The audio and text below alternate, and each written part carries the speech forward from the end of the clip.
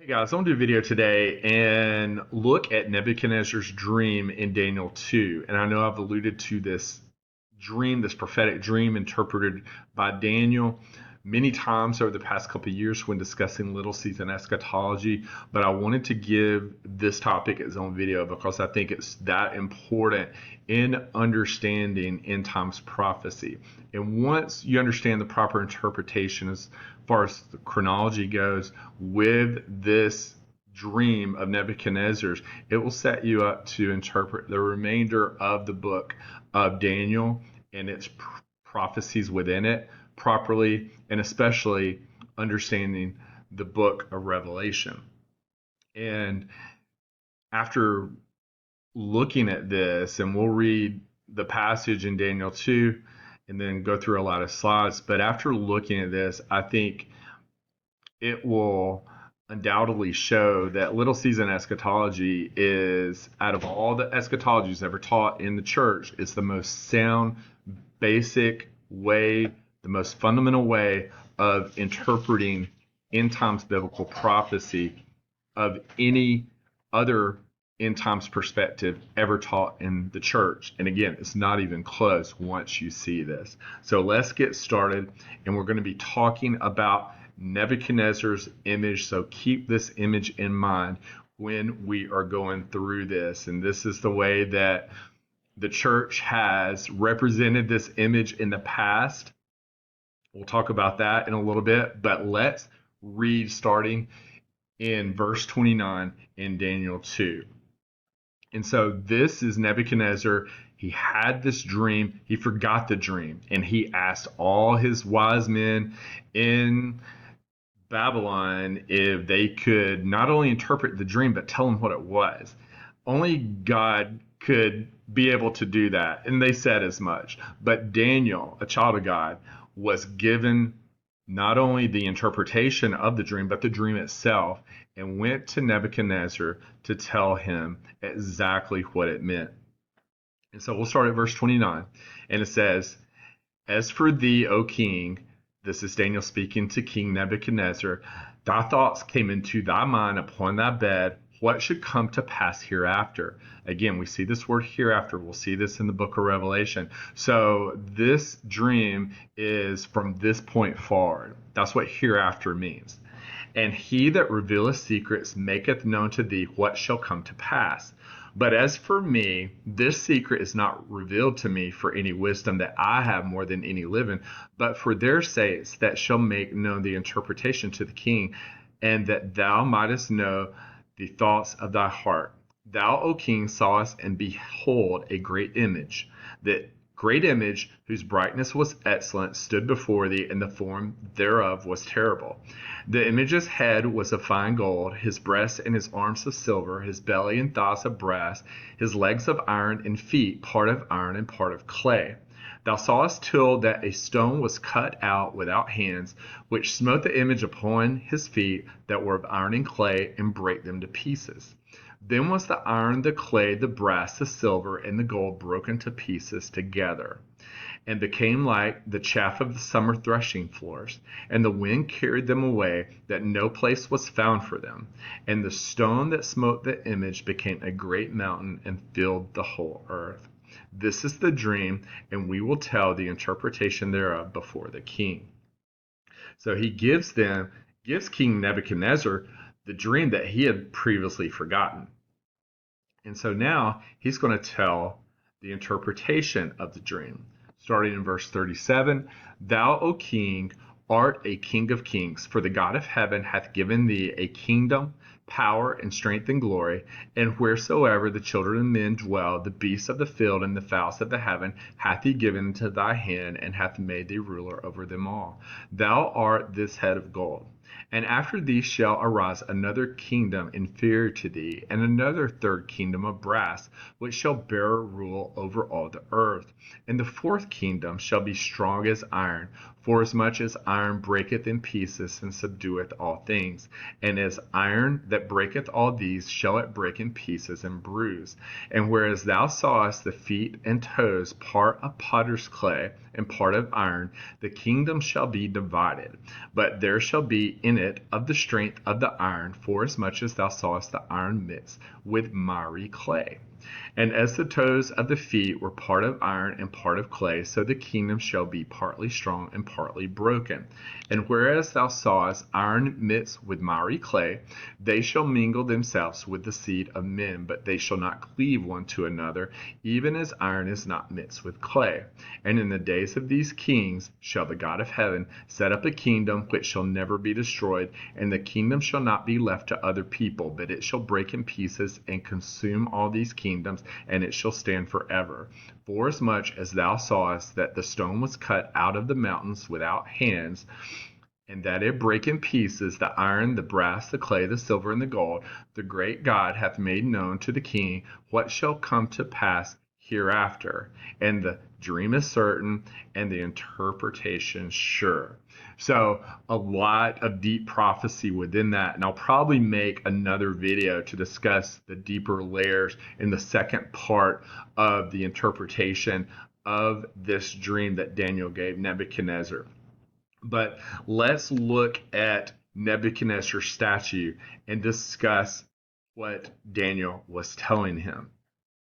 And so we see often, and I'm going to show several slides, within the modern church of today, this Babylonian king statue and the interpretation of the head, the chest and arms, the belly and thighs, the legs of iron. It's the feet of iron and miry clay that there is much division about what this represents. And I think that misunderstanding what the feet of iron and potters or miry clay is, it can lead to errors in interpretation. I think that's what's going on in the church. But you can see here, this slide shows the head of gold being Nebuchadnezzar in the Babylonian Empire, which Daniel gives directly this interpretation to, and we know that's true.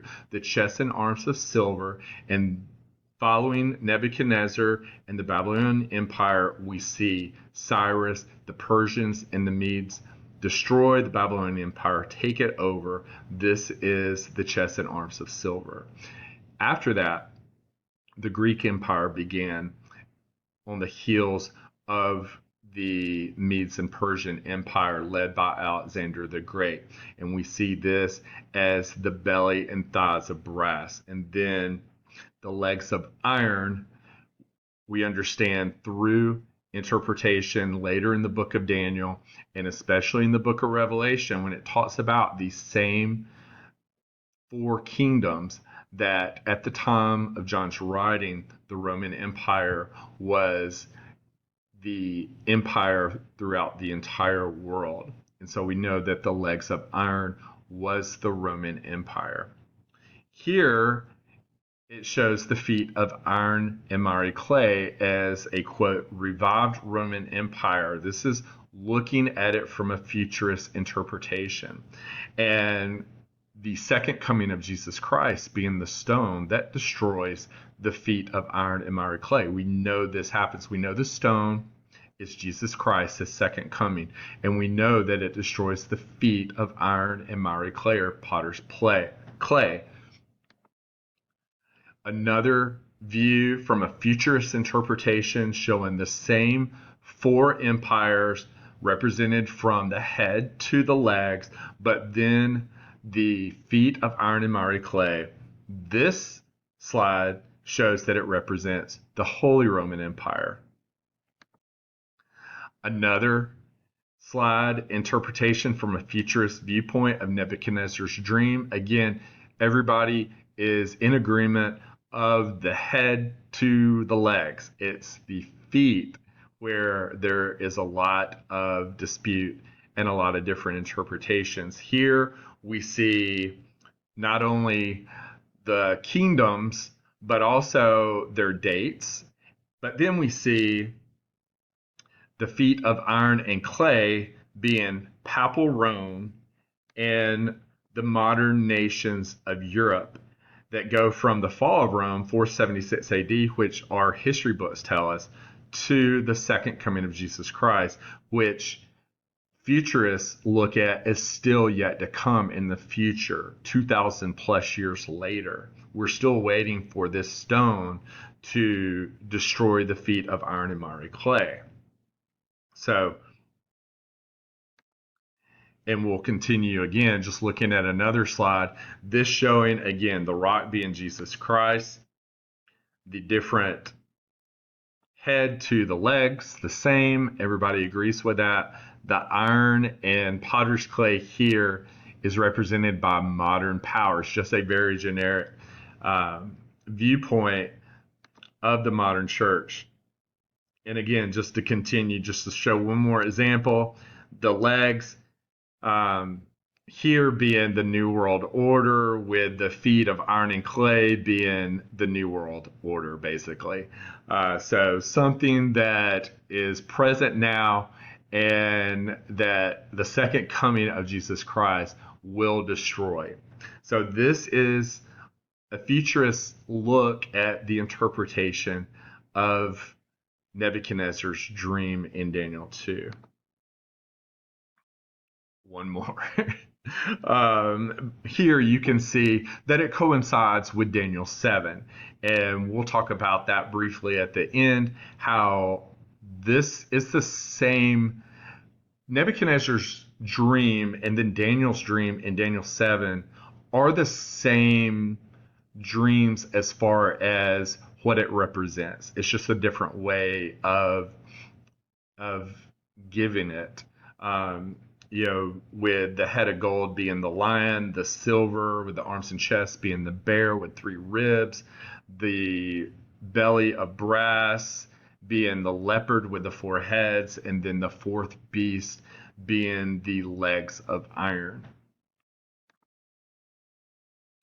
So here is the image, and here is Jesus' second coming that smote the feet of iron and miry clay or potter's clay. From a futurist standpoint, this image has not been destroyed yet.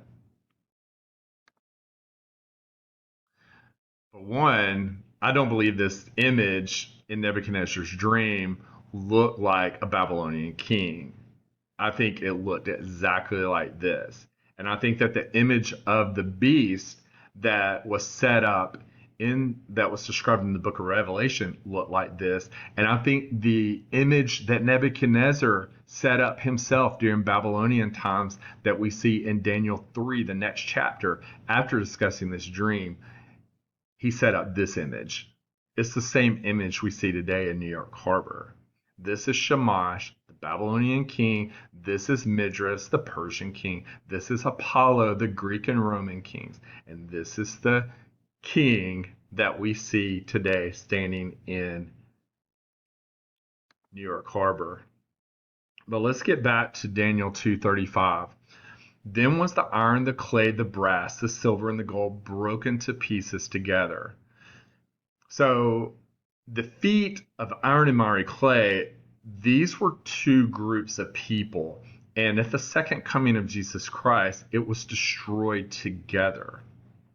And that stone that smote the image on the feet and destroyed that image, it toppled down, became a great mountain and filled the whole earth. What was this great mountain that was established after the second coming of Jesus Christ and filled the whole earth? Again, thy kingdom come. The stone was the second coming of Jesus Christ. Thou sawest till that a stone was cut out without hands, which smote the image upon its feet that were of iron and clay, and brake them to pieces. So we know that the iron is a continuation of the legs of iron, the Roman Empire.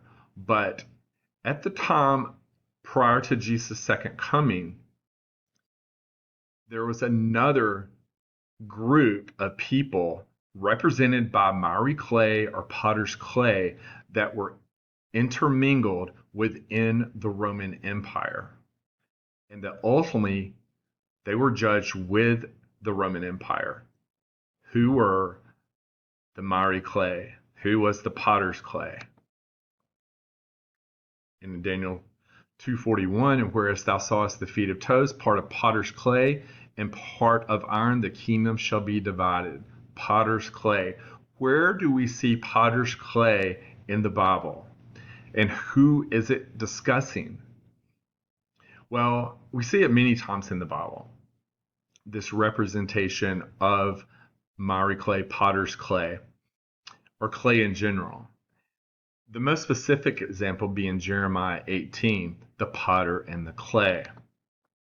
And in Jeremiah 18:6, it reads, O house of Israel, can I not do with you as this potter, saith the Lord? Behold, as the clay is in the potter's hand, so are ye in mine hand, O house of Israel.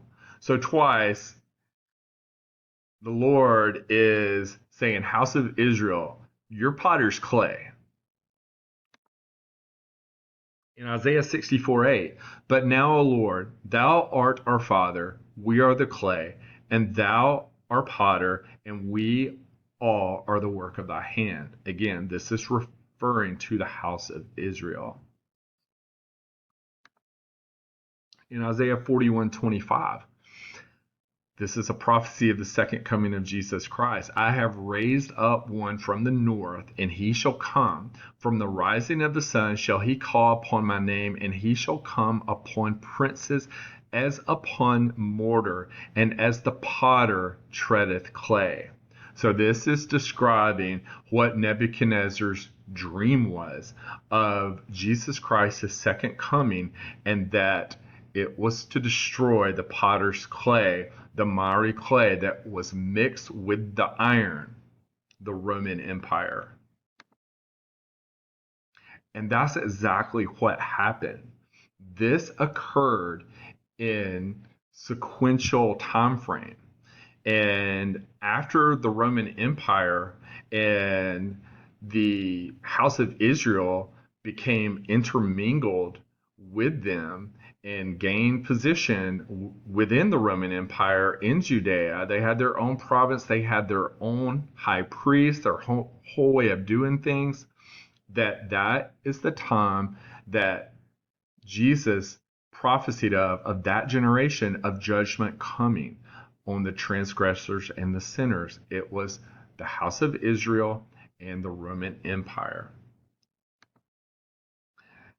This is what Daniel's interpretation of Nebuchadnezzar's dream was pointing to. It was signaling to the second coming of Jesus Christ coming upon the generation that later Jesus and all the prophets, including John in the book of Revelation, was warning that specific generation of a time of tribulation followed by the wrath of God at the second coming of Jesus Christ, and that their house was going to be left desolate. Now, in the book of Daniel, these prophecies were sealed because it was for a future generation. But the prophet John, who expounded on these prophecies within the book of Daniel, said, no, now it's not close anymore. The seal's open. Like this is coming. It must shortly come to pass. The time is at hand. This is things that are coming upon that generation. That's exactly what it did. So if you look at this from futurist doctrine, you're not going to understand who the feet of iron and miry clay, and understand it's the Roman Empire, and understand it's the house of Israel, and that this is in the past. And you're going to have a lot of error, just like we looked at in the last several slides, looking at all these different interpretations. But what these modern churches have done is they haven't gone to the Bible to see who the potter's clay is. They've used their own interpretation and said, well, it's the Catholic Church, or it's the modern nations of Europe.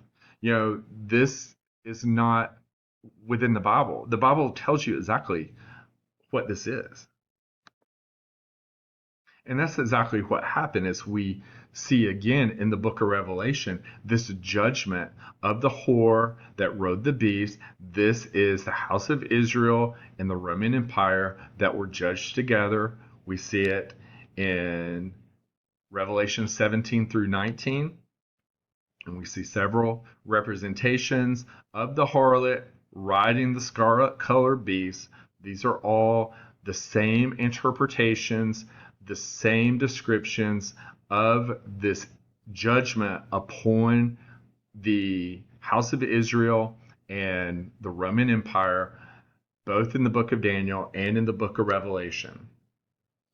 And it was the end of their world as they knew it. And there was cataclysmic judgments. The trumpet and vial judgments utterly destroyed the world and its whole entire framework. And the Levitical priesthood was no more. The temple was no more. And Jerusalem was completely destroyed and divided into 3 parts. This is the beast, the Roman Empire. It fell at the time that the house of Israel, Jerusalem, was judged. This occurred in the time frame between 70 and 76 AD, not 400 years later like our false history books tell us in 476 AD. This occurred together, as we see in the book of Daniel with Nebuchadnezzar's dream, as we see in the book of Revelation with the harlot and the beast being judged together. And they came down and was destroyed. The image of the beast was destroyed at that time. And we see in Revelation 18:2 describing this judgment. And he cried mightily with a strong voice, saying, Babylon the Great is fallen, is fallen, is become the habitation of devils. It says Babylon is fallen, is fallen. It says it twice because it's made up of 2 entities. It's made up of the harlot and the beast. It's made up of the feet of iron and miry clay, or potter's clay. This is why Peter wrote about the church at Babylon, because Jerusalem had become the headquarters of the Roman Empire and the high priests of Israel who had denied Jesus Christ. And there was judgment coming upon them, as Jesus states so many times, speaking to that generation of impending judgment that were to come upon them and their children. In Matthew 23:37 and 38, Jesus says, "Oh, Jerusalem, Jerusalem," again, saying it twice, because there's judgments upon 2 entities at that time. Thou that killest the prophets and stonest them which are sent unto thee, how often would I gather thy children together, even as a hen gathereth her chickens under her wings, and ye would not? Behold, your house is left unto you desolate. And just before that, Jesus says, Verily I say unto you, all these things shall come upon this generation. It was speaking of the disobedient children of Israel and their children. It was coming upon them within their generation, not a future generation 2,000 years later. Thy kingdom come. And the second coming of Jesus Christ did come at that time. And it judged the beast, it judged the harlot, and the stone that smote the feet of iron and miry clay. That stone that struck the image became a great mountain and filled the whole earth. This is the millennial kingdom. This is the initiation of the millennial kingdom. That's what it's describing. It goes in chronological order from the head of gold to the toes, the feet of iron and miry clay, that destruction, and then the stone, Jesus Christ, sets up the millennial kingdom. This 1,000-year period to restore what was destroyed. And so once you see this through the lens of just basic interpretation of doing word studies in the King James Bible, you can use the Geneva Bible. Just use a Bible that originated within the millennial kingdom. Don't use one that originates out of the little season of deception. But looking through these prophecies through the proper lens, looking at it through Little Season Eschatology, it becomes very evident what this is relating. and it unlocks the mysteries of prophecy. You don't have to wonder, is this upcoming? Who is going to be the feet of iron and miry clay? Is it the Catholic Church? Is it European nations? Is it a new world order coming? Once you understand this, it becomes very obvious. And everything that we've had in the past as far as eschatology teaching within the church, whether it's preterist, futurist, idealist, historicist, has missed the boat when it comes to understanding the timeline and where we are within it. Again, it goes from head to toe, literally, in chronological order. It's a very basic understanding of biblical prophecy when you just let Jesus and the prophets and take them at their words. It becomes clear what this is saying. And again, we'll talk about this probably in another video, but not only does Nebuchadnezzar's image set you up for a proper understanding of biblical prophecy and where we are in the prophetic timeline, but the book of Daniel, Daniel 7, Daniel 8, as we showed in Daniel 7, it all is discussing the same things. And it goes, again, in chronological order. In Daniel 7, it talks about the beasts that are coming, and that the fourth beast, and that there's a little horn that comes out of the fourth beast, and then it's destroyed. And then after it's destroyed and judged with the false prophet, in Daniel 7:27, it says that the kingdom and dominion and the greatness of the kingdom under the whole heaven shall be given to the people of the saints of the Most High. This is exactly what the book of Revelation shows happens. And whose kingdom is an everlasting kingdom, and all dominions shall serve and obey him. This is describing in Daniel 7:27 the initiation of the millennial kingdom of Christ. Just like Nebuchadnezzar's image that he dreamt is describing, just as John in the book of Revelation is describing. It describes the feet of iron and miry clay in the book of Revelation being described as the whore, the harlot, and the seven-headed scarlet beast. Then you see the second coming of Jesus Christ. Then you see the millennial kingdom of Christ in Revelation 20. The 1,000 years that's mentioned 6 times. This is a literal 1,000 years period of time that has an expiration time before the loosing of Satan from the bottomless pit. It all is very basic, very fundamental, goes in chronological order. The futurists still think we're at the legs of iron. They have not gone down that natural chronological progression. They're still waiting 2,000 years later for the stone to smite the feet of iron and miry clay, or potter's clay. And it reminds me of the 70 weeks. Futurist doctrine has to put a gap between the 69th and 70th week, and they do. They put a 2,000 year gap. They put a 2,000 year gap between the ankles of Nebuchadnezzar's image and the feet of iron and miry clay.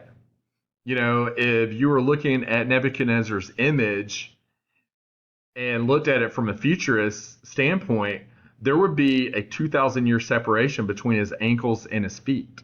It doesn't make sense. Just like interpreting Daniel's 70th week, this prophecy at the end of Daniel 9, and adding 2,000 years between the last week. It doesn't make sense.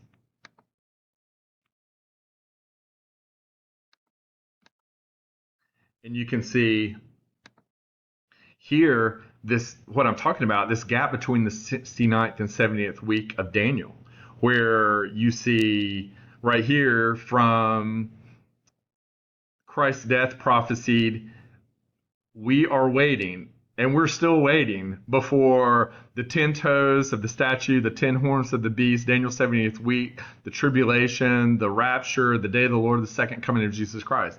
We are still waiting according to Futurist doctrine. This is bad interpretation of biblical prophecy. Again, In Daniel 2:29, as for you, O king, your thoughts came into your mind on your bed. What should come to pass hereafter? From this point forward, Daniel's saying this is what comes in logical order hereafter. There's not this long gap. In Daniel 2:45, again, talks about, I'm telling you what's known to the king, what shall come to pass hereafter. And in Revelation 1:19, when John was given this vision, Jesus told him, write the things which you have seen, and the things which are, and the things which shall be hereafter. So John is writing at that time. He was a fellow brethren in tribulation prior to the judgments that were coming upon that generation. And the Lord told him, write things which are coming hereafter. From this point forward, this is what's coming. Now, preterism, on the other hand, full preterism, they will make the millennial kingdom, this 1,000-year period that's mentioned 6 times in the book of Revelation, they will say, well, this period of time is really 40 years, and it happens before the second coming of Jesus Christ. And it's symbolic, and that everything's happened already. Everything's been fulfilled. This is the era of full preterism. But as you can see, if you look at Nebuchadnezzar's image, his dream, as a template of the logical chronology of things that come, you can see that the millennial kingdom comes after the second coming of Jesus Christ. It doesn't come before. The feet of iron and miry clay were destroyed by the stone. And then comes where the saints possess the kingdom, going into the millennial kingdom.